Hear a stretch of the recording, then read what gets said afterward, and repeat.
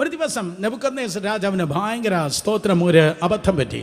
രാവിലെ എഴുന്നേറ്റപ്പോൾ താൻ തൻ്റെ സക്സസ്സുകൾ ഓർത്തു, തൻ്റെ ജയങ്ങളെ ഓർത്തു, കഴിഞ്ഞ കാലങ്ങളിൽ തൻ്റെ നേട്ടങ്ങളെ തന്നെ ഓർത്തു. ദാനിയേൽ 4:30 താൻ ഇപ്രകാരം പറഞ്ഞു, സ്തോത്രം, ഇത് ഞാൻ എൻ്റെ ധനമഹാത്മത്താൽ എൻ്റെ മഹാപ്രതാപ മഹത്വത്തിനായിട്ട് രാജധാനിയായി പണിതിരിക്കുന്ന മഹതിയാം ബാബിലോൺ അല്ലയോ? ഇത് എൻ്റെ കഴിവ് കൊണ്ടല്ലയോ ഇതെല്ലാം ഉണ്ടായത്? ചില പാസ്റ്റർമാർക്ക് അങ്ങനെ തോന്നും, ഇതെൻ്റെ കഴിവ് കൊണ്ടാണ് ഇത്രയും പേർ വന്നത്, അല്ലെങ്കിൽ എന്തൊക്കെയോ കാര്യങ്ങൾ നടക്കുന്നത്. ഒന്നുമല്ല. ആർക്കോ തോന്നി ഇതെൻ്റെ ബിസിനസ് സാമ്രാജ്യം, ഇതെൻ്റെ ബിസിനസ് സാമ്രാജ്യം. അങ്ങനെ പറഞ്ഞവരെ ഞാൻ കണ്ടിട്ടുണ്ട്, സ്തോത്രം, കേട്ടിട്ടുണ്ട്. അത് ഇതെൻ്റെ ബിസിനസ് സാമ്രാജ്യം. പക്ഷെ അതൊന്നും ഇല്ല കേട്ടോ, അതെല്ലാം തകർന്നു പോയി.